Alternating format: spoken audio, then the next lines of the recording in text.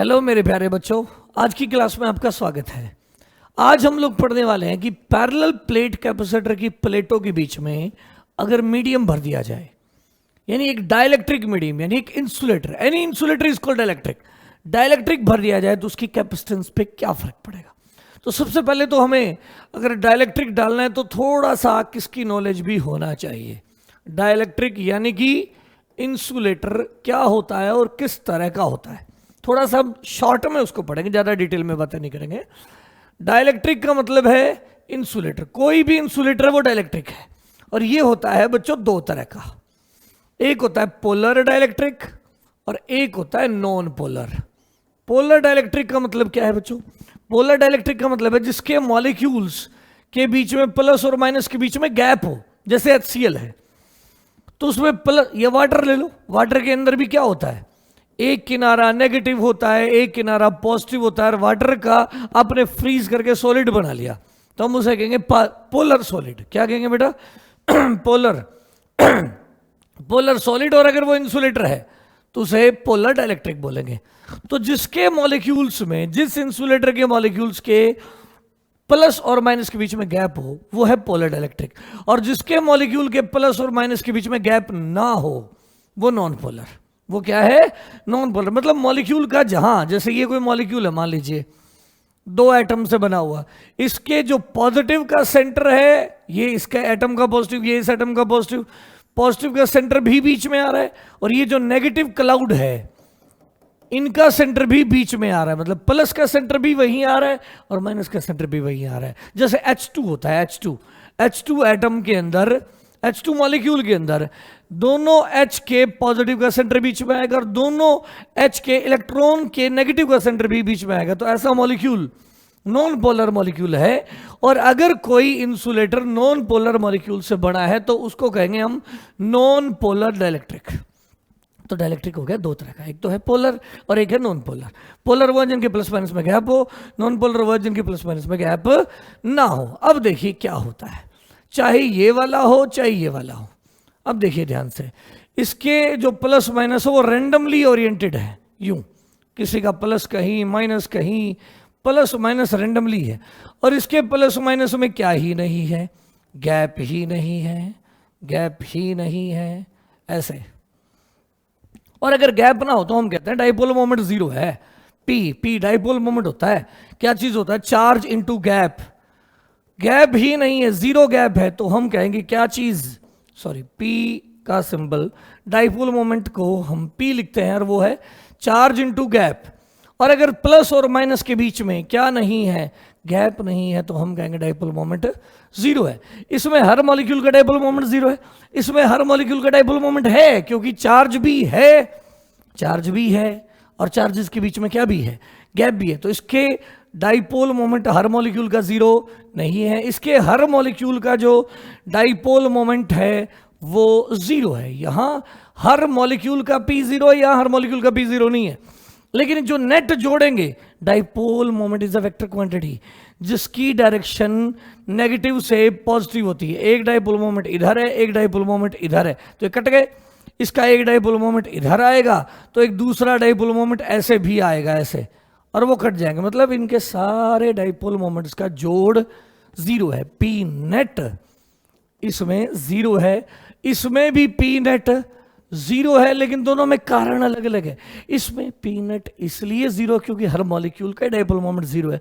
इसमें P net इसलिए zero है कि एक डाइपोल मोमेंट नीचे है तो एक ऊपर है, एक इधर है तो एक इधर है, और ये थर्मली रैंडमली ओरिएंटेड है जिसकी वजह से नेट डाइपोल मोमेंट जीरो है।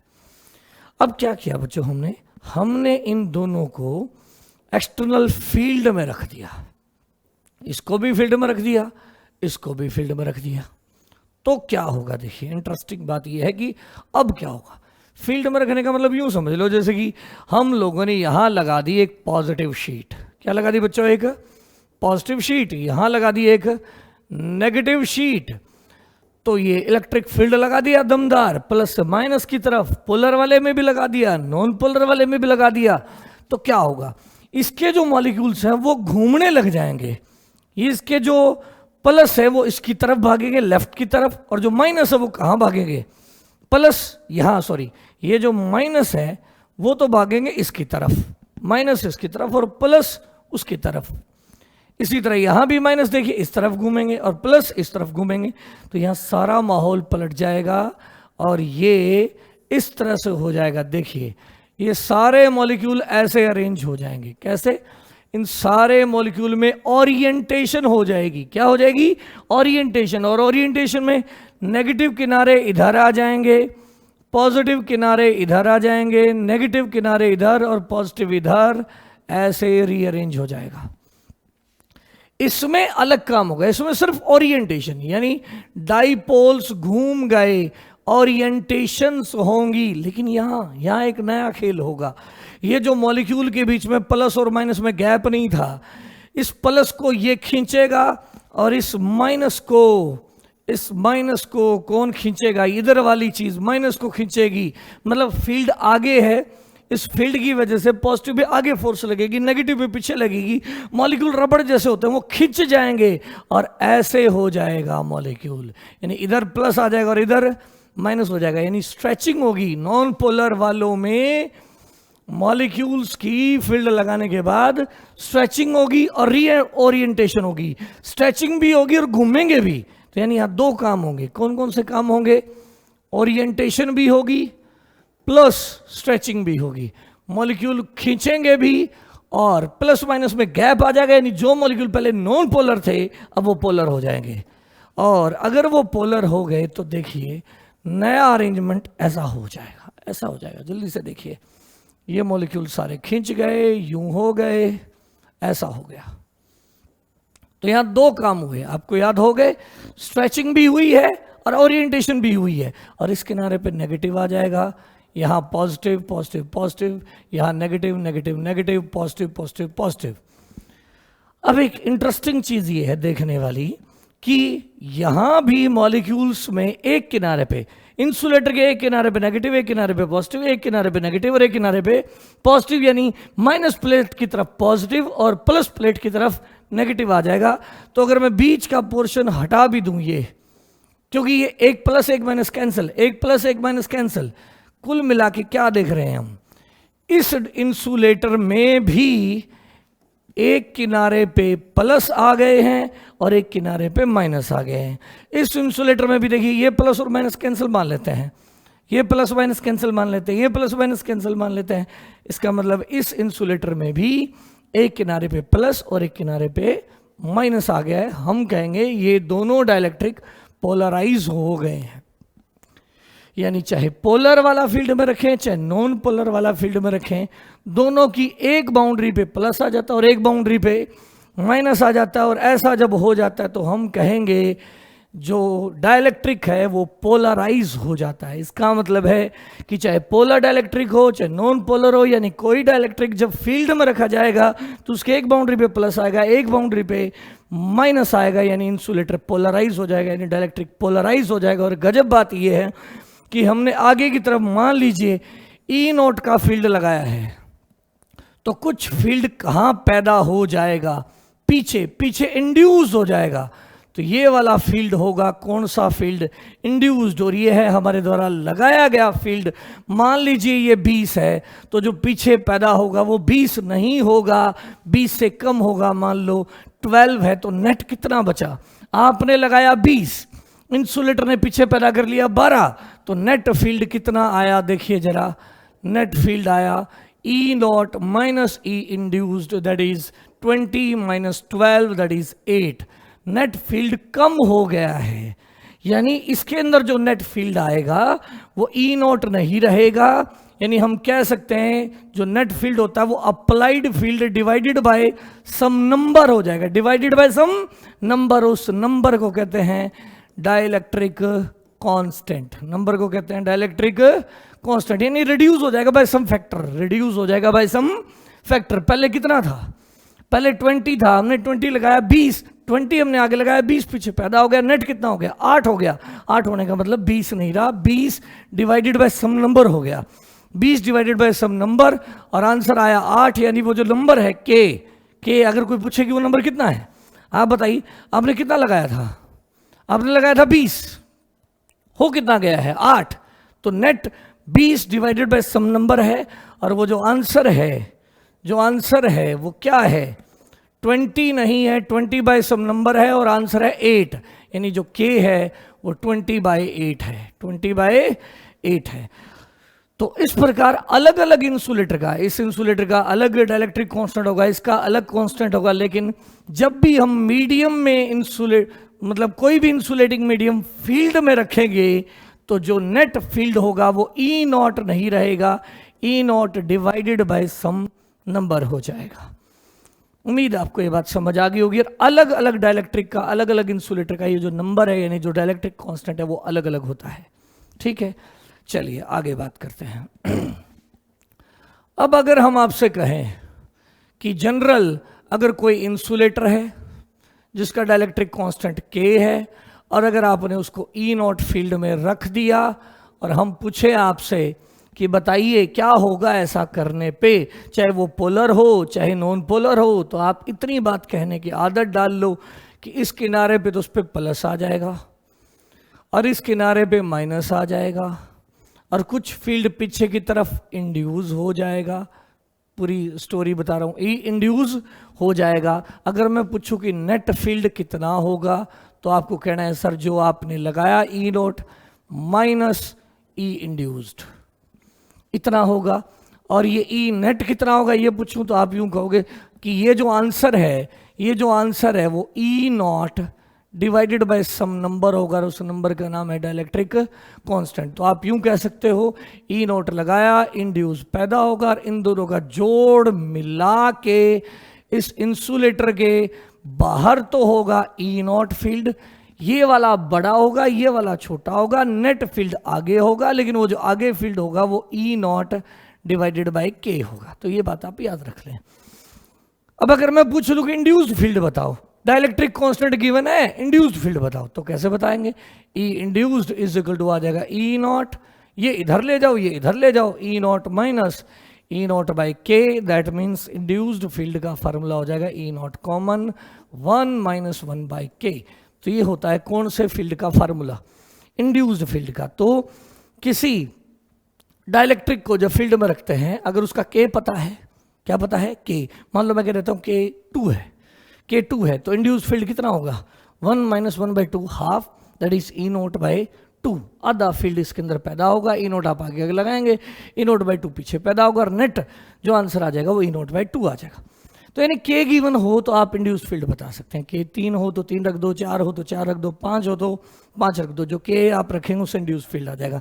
लेकिन अगर आपसे पूछे कि इंसुलेटर के अंदर नेट फील्ड किधर होगा, इंड्यूस पीछे होगा, आगे ज्यादा होगा, पीछे कम होगा, नेट आगे होगा, और वो जो नेट आगे होगा वो ई नॉट नहीं होगा, ई नॉट से कुछ ना कुछ कम हो जाएगा, E not divided by some number हो जाएगा, और उस नंबर का नाम है डाइलेक्ट्रिक कांस्टेंट। चलिए अगली बात करते हैं।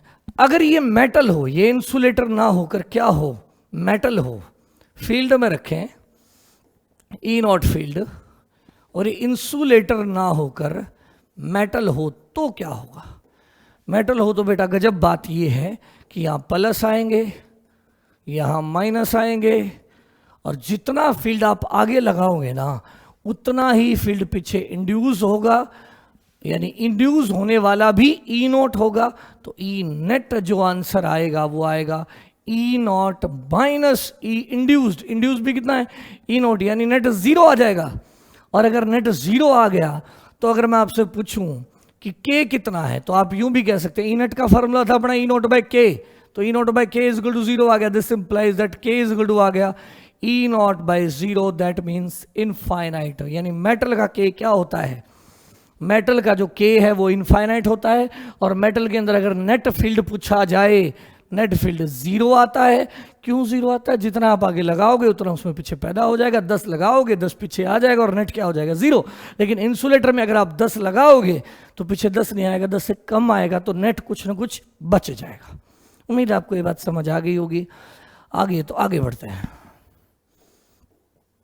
तो अब पूरी स्टोरी का कंक्लूजन ये है, पूरी स्टोरी का कंक्लूजन ये है कि अगर ये कंडक्टर है और ई नॉट फील्ड में रख दिया तो अंदर जो नेट फील्ड होगा वो होगा 0, ठीक है। और अगर ये इंसुलेटर है और ई नॉट फील्ड के अंदर रख दिया तो इस किनारे पे प्लस आएंगे और इस किनारे पे माइनस आएंगे और इंड्यूस्ड पीछे होगा, जो कम होगा आगे ज्यादा होगा, नेट जो बचेगा वो आगे बचेगा ई नेट, और वो जो ई नेट का वैल्यू होगा वो ई नॉट डिवाइडेड बाय के होगा। ये दो बातें आपको याद होनी चाहिए ताकि हम आगे कैपेसिटेंस की बातें कर पाए। चलिए अब क्वेश्चन ये है कि अगर ये पैरेलल प्लेट कैपेसिटर है,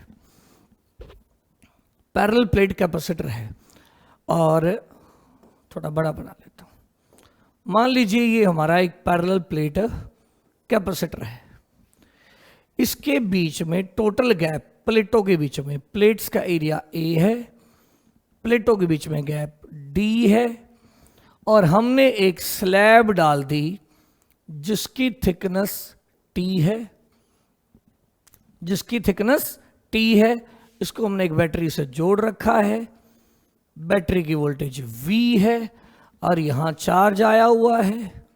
तो सवाल क्या है, और इसका जो बीच में मीडियम डाला है उसका डाइलेक्ट्रिक कांस्टेंट K है।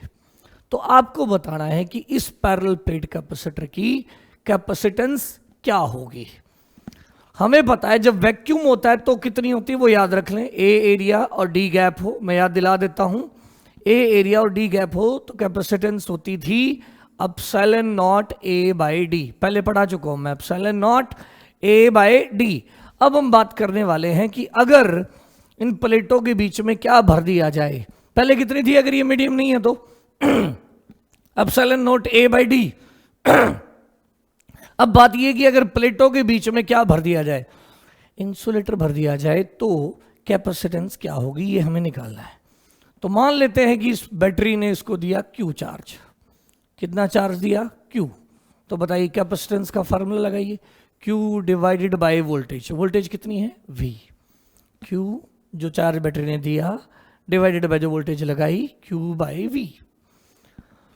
अब देखिए ये V को तब तक बदलेंगे जब तक वो Q में ना आ जाए, V को तब तक बदलेंगे जब तक वो Q में ना आ जाए। अब V का फार्मूला बताइए क्या होता था, V बोले तो वोल्टेज, वोल्टेज होती है फील्ड इनटू डिस्टेंस, क्या होती है बेटा, फील्ड इनटू डिस्टेंस। अब यहां देखिए, यहां प्लेटों के बाहर अगर मैं कहूं कि फील्ड कितना है तो आप कह सकते हैं कि यहां फील्ड है सर E का, प्लेटों के बाहर E। इसके अंदर कितना होगा मैंने बताया था अभी कम हो जाएगा, यानी E बाय K होगा। प्लेटों के बाहर होगा E का, प्लेट के अंदर यानी इंसुलेटिंग प्लेट के अंदर होगा E बाय K, बाहर होगा E का। और वोल्टेज का फार्मूला क्या है, पोटेंशियल डिफरेंस, यहां से यहां पोटेंशियल डिफरेंस है V। ये पोटेंशियल डिफरेंस हम कैसे लिखेंगे तो ध्यान से समझिए, पहले इसका पोटेंशियल डिफरेंस लिख लेते हैं, प्लेट के अंदर अंदर कितना पोटेंशियल डिफरेंस है, दो हिस्सों में बांट लेते हैं उस पोटेंशियल डिफरेंस को, V1 प्लस V2। V1 क्या है, इंसुलेटर की वोल्टेज, इंसुलेटर की डिस्टेंस के अंदर वोल्टेज, इंसुलेटर वाली डिस्टेंस के अंदर वोल्टेज, और ये क्या है, खाली जगह वाली, खाली जगह, ये वाली जगह और ये वाली जगह, इन दोनों जगह की वोल्टेज। तो देखिए वोल्टेज का फार्मूला है बेटा फील्ड इनटू वो डिस्टेंस जिसमें फील्ड है। आप बताइए E बाय K वाला फील्ड कितनी दूरी में है, E बाय K फील्ड है इनटू वो दूरी जिसमें ये फील्ड है, E बाय K वाला फील्ड है कितनी दूरी में, T दूरी में, तो इनटू T। कौन सा फार्मूला लगा रहा हूं मैं, यूनिफॉर्म फील्ड में फार्मूला होता है वोल्टेज का E into D, E into D. E by K field है और कितनी दूरी में है, T दूरी में, तो E by K into T plus बाकी कितनी खाली जगह बच गई, टोटल डिस्टेंस है D, D में से T कम कर दो, D में से T कम कर दो तो ये जगह और ये जगह दोनों आ गई, D टोटल है, इसमें से T कम कर दो तो ये वाली और ये वाली दोनों जगह आ गई, यानी कितनी जगह बच गई, D माइनस T डिस्टेंस बच गई। कौन सी है D minus T, D minus T, ये वाली डिस्टेंस भी यूज होगी और ये वाली भी, ये और ये मिला के D माइनस T है। इस दूरी में कितना फील्ड है, इस खाली जगह में फील्ड है E का, तो यहां मल्टीप्लाई कर देंगे E से और ये होगी टोटल वोल्टेज। तो वोल्टेज को दो हिस्सों में बांट लिया, स्लैब वाली जगह और खाली जगह, स्लैब वाली इंसुलेटर वाली जगह प्लस खाली, स्लैब वाली जगह में फील्ड है E बाय K, डिस्टेंस है T, बाकी जगह में फील्ड है ई, और वो डिस्टेंस क्या है जो खाली है, ये डी माइनस टी। अब आप इसमें से जो कॉमन आ रहा है उसे कॉमन ले लें। क्या कॉमन आ रहा है बताइए जरा, ई कॉमन आ गया, तो अंदर क्या बचा, अंदर बचा टी बाई के प्लस डी माइनस टी, ये बचा। देयरफॉर इधर आते हैं, v इज इक्वल टू ई की वैल्यू बताइए कितनी होती है। प्लेटों के बीच में जो फील्ड होता है उसका फार्मूला आपको याद होना चाहिए, सिग्मा बाय एप्सिलॉन नॉट, और सिग्मा होता है चार्ज बटे एरिया। तो मैं सीधा लिख देता हूं फील्ड की वैल्यू होगी क्यू बाय ए, और आगे क्या बचा, D minus T plus T by K, ये बचा। ये चीज, ये वाली टर्म पहले लिख दी, ये वाली बात में लिख दी, बस सिंपलिसिटी के लिए। अब हमें तब तक v को बदलना था जब तक वो किस में ना आ जाए, v को तब तक बदलना था जब तक वो q में ना आ जाए, और हमारा v किस में आ चुका है, q में आ चुका है। और अगर q में आ चुका है तो देयरफॉर c डैश क्या होगा, q बाय v। अब आप पुट करें, q भी पुट करें, और q डिवाइडेड बाय v की वैल्यू रखिए q बाय a, सॉरी जो आपने यहाँ फील्ड की वैल्यू पुट करी है वो है sigma bye epsilon not. Field का वैल्यू कितना था, फील्ड का वैल्यू था सिग्मा बाय, मैं यहाँ लिख रहा हूँ साइड में, फील्ड की जो वैल्यू थी वो थी सिग्मा बाय एप्सिलॉन नॉट, और सिग्मा होता है क्यू बाय ए, और नीचे एप्सिलॉन नॉट है, तो यहाँ क्या आएगा क्यू बाय ए, नहीं Q by A epsilon naught. अब बताइए क्या होगा, Q by A epsilon naught into क्या है, ये जगह खाली करनी पड़ेगी भाई, इनटू, ओह दोबारा लिखता हूं, Q बाय V की जगह क्या है, Q by epsilon naught A into D minus T plus T by K. अब Q से Q कट गया, देयरफॉर सुंदर सा फार्मूला आ गया, C डैश का क्या है, ये एप्सिलॉन नॉट A ऊपर चला जाएगा, epsilon naught A divided by D minus T, epsilon naught A ऊपर चला गया, D minus T plus T by K. ये है कैपेसिटेंस का फार्मूला जब प्लेटों के बीच में टी थिकनेस का इंसुलेटर भर दिया जाएगा। और गजब बात देखने वाली ये है कि ये मायने नहीं करेगा, ये यहाँ रखा है, यहाँ रखा है, यहाँ रखा है, लोकेशन मायने नहीं कर रही है, लोकेशन का कोई टर्म ही नहीं है, सिर्फ इसकी थिकनेस मायने करेगी, लोकेशन मायने नहीं करेगी। देखिए इस बात पे एक छोटा सा सवाल करते हैं। अगर मैंने कहा कि ये कैपेसिटेंस है, ए एरिया है और गैप डी है, कैपेसिटेंस बताइए, तो आपका आंसर होना चाहिए sir epsilon naught A by D, बस हो गया। अब मैंने कहा इस प्लेटों के बीच में क्या भर दिया है हमने, पूरी प्लेटों के गैप के बीच में इंसुलेटर भर दिया है, और उसका डाइलेक्ट्रिक कांस्टेंट K है, और ये गैप अब भी D है, ये एरिया वही A है। अब नई कैपेसिटेंस क्या होगी, तो आंसर क्या होगा, सारे के अंदर भर दिया है, इंसुलेटर भर दिया पूरे के अंदर, epsilon naught A divided bye D minus T। T क्या थी, T थी थिकनेस किसकी, स्लैब की, और इस बार स्लैब भी कितने की है, D की है, प्लस क्या लिखेंगे T की जगह यहाँ क्या हो चुका है, मेरी स्लैब कितनी चौड़ी है D, तो T की जगह D आ गया, D बाय के, ये कट गया, तो नई कैपेसिटेंस आ गई epsilon naught A by D, और ये K ऊपर चला जाएगा इनटू K। यानी कि अब जो कैपेसिटेंस है, वैक्यूम में अगर C कैपेसिटेंस थी, गजब बात, वैक्यूम में अगर C कैपेसिटेंस थी तो अब कैपेसिटेंस KC हो जाएगी, मतलब वैक्यूम में अगर C थी तो इस सिस्टम की जो कैपेसिटी है वो KC हो जाएगी। तो अगर पैरेलल प्लेट कैपेसिटर की कैपेसिटी C है और अगर उसमें हम इंसुलेटर भर देते हैं तो उसकी कैपेसिटी K टाइम हो जाएगी। अब K जितना ज़्यादा होगा कैपेसिटी उतनी ज़्यादा बढ़ेगी। अगर K 2 है तो 2C हो जाएगी, 4 है तो 4C हो जाएगी, 10 है तो 10C हो जाएगी, जितना K हाई होगा। तो अगर हम मेटल भर दें, क्या भर दें, मेटल, तो अगर हम मेटल भर दें तो अभी अभी मैंने थोड़ी देर पहले बोला था मेटल का K इनफाइनाइट होता है, तो जो कैपेसिटी है वो हो जाएगी इनफाइनाइट। यानी अगर पैरेलल प्लेट कैपेसिटर की प्लेटों के बीच में मेटल भर दी जाए तो कैपेसिटी हो जाएगी इनफाइनाइट। उम्मीद आपको ये बात समझ आ गई होगी। हाँ, गजब बात यह है कि चाहे इंसुलेटर भरें तो भी कैपेसिटी बढ़ेगी, मेटल भरे तो भी कैपेसिटी बढ़ेगी, लेकिन अगर इंसुलेटर भरेंगे तो कैपेसिटी 200 टाइम्स 300 टाइम्स, लेकिन अगर मेटल भरेंगे तो इनफाइनाइट। यानी मेटल से कैपेसिटी बहुत ज़्यादा बढ़ेगी, इंसुलेटर से कैपेसिटी कम बढ़ेगी। मतलब लेकिन एक गजब बात यह है कि पैरेलल प्लेट कैपेसिटर के बीचों में, प्लेटों के बीच में, चाहे कोई मीडियम भरे, कंडक्टर भरे, इंसुलेटर भरे, कैपेसिटी इंक्रीज होगी, लेकिन मेटल की प्लेट यानी कंडक्टर्स भरेंगे तो कैपेसिटी ज़्यादा इंक्रीज होगी, इंसुलेटर भरेंगे तो कैपेसिटी में जो राइज आएगा वो कम आएगा। चलिए अब इसी बात पर एक और छोटा सा सवाल करते हैं। अगर मैं ये कहूं कि ये पैरेलल प्लेट कैपेसिटर है और इसकी प्लेटों के बीच में मैंने ऐसे टी थिकनेस की कंडक्टिंग प्लेट भरी है, कंडक्टर भरा है, ठीक है। तो अब आप बताइए इसका कैपेसिटी क्या होगा। और ये गैप डी है, गैप डी है। तो देखिए कैपेसिटेंस का फॉर्मूला क्या होगा, ए एरिया है, कैपेसिटेंस का चार्ज और वोल्टेज से कोई लेना देना नहीं है, तो अब बैटरी की कोई जरूरत नहीं है बैटरी बोलने की। Epsilon naught A divided bye क्या करेंगे आप, डी माइनस टी प्लस क्या करेंगे, टी बाय के। और के कितना है मेटल का, इनफाइनाइट, ये टर्म जीरो हो जाएगी, तो कैपेसिटेंस हो जाएगी epsilon naught A by D minus T. उम्मीद आपको ये बात समझ आ गई होगी।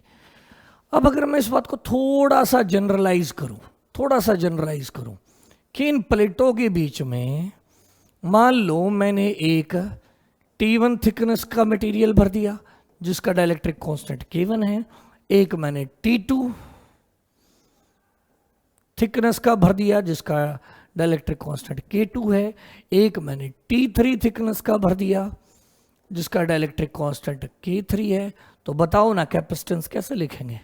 तो बड़ा ही आसान है बेटा, जनरलाइज कर लो उसी फार्मूले को, epsilon naught A divided by D minus क्या करेंगे, डी माइनस, बोलिए डी माइनस क्या करेंगे, टी, ये सारी टर्म घटा दो, T1 plus T2 plus T3 plus क्या टर्म थी, प्लस याद करें क्या टर्म थी, T by K, T1 by K1 plus T2 by K2 plus T3 by K3 and so on. बस आंसर हो गया। उम्मीद आपको ये बात समझ आ गई होगी। अगर आ गई है तो इस बात पे एक सवाल करते हैं। मैंने कहा कि ये पैरेलल प्लेट कैपेसिटर है, इसका टोटल गैप D है, उसके आधे में यानी D/2 में मैंने भर दिया K कांस्टेंट और बाकी बचे हुए D/2 में मैंने भर दिया 2K का स्लैब। अब आप बताइए नया इसका कैपेसिटेंस क्या है, इसका कैपेसिटेंस क्या है, एरिया ए गिवन है। तो देखिए क्या फार्मूला है, epsilon naught A divided by D minus क्या करेंगे, total thickness of slab D/2 plus D/2 plus D/2 plus क्या करेंगे बताओ जरा, क्या करेंगे, टी बाय फार्मूला क्या था, टी बाय के, टी की जगह यहां कौन है D/2 और डाइलेक्ट्रिक कांस्टेंट है K, प्लस क्या करेंगे D/2, लेकिन K कितना है 2K, तो डिवाइडेड बाय 2K। फार्मूला ये था ना D1/K1 प्लस D2/K2, तो वो मैंने K की जगह यहाँ क्या रख दिया D/2, K की जगह K रख दिया, फिर D/2 K की जगह 2K रख दिया। तो ये टर्म तो खत्म ही होगी बच्चों। तो कैपेसिटेंस का आंसर क्या आ गया, epsilon naught A divided bye D/2K plus D/4K। उम्मीद है ये बात समझ आ गई होगी। आई है तो एक सवाल और देखते हैं इस बात पे कि अगर हम यूं करें कि इतना स्पेस है और मैं कह दूं आपसे कि ये ए एरिया है और इस पे प्लस Q चार्ज है और यहाँ फील्ड E है, E फील्ड है। अब ग्राफ बनाइए, किस किस चीज का ग्राफ बनाइए कि मैंने यहां एक भर दिया K डाइलेक्ट्रिक कांस्टेंट की स्लैब और एक भर दी मैंने 2K की स्लैब। तो आप यहां से डिस्टेंस को x कह दिया मैंने, x दूरी के साथ फील्ड का ग्राफ बनाइए जल्दी करके। तो आप बताइए, पहले आप जब यहां तक जाएंगे, इस दूरी तक जाएंगे, मतलब यहां से यहां, तो कितना फील्ड है? E रहेगा, E रहेगा, E नोट कह देता हूं, E नोट रहेगा, ठीक है भाई। उसके बाद क्या होगा, जब आप इस मीडियम के अंदर जाएंगे, मतलब यहां तक आ गए आप, x दूरी मैंने ये दूरी कही है, जनरल कोई भी पॉइंट की दूरी, यहां तक field E note, E note, E note, यहां तक E नोट है। E नोट के बाद यहां क्या हो जाएगा? E नोट बाय K हो जाएगा, यानी एकदम से डाउन आएगा, फिक्स रहेगा लेकिन कम हो जाएगा। E नोट बाय K इतना मान लीजिए।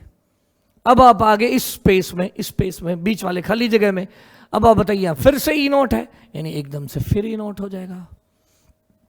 अब आप बताइए यहां आगे इस दूरी में देखिए K ज्यादा है, K ज्यादा तो फील्ड में डिक्रीज एकदम से ज्यादा होगा।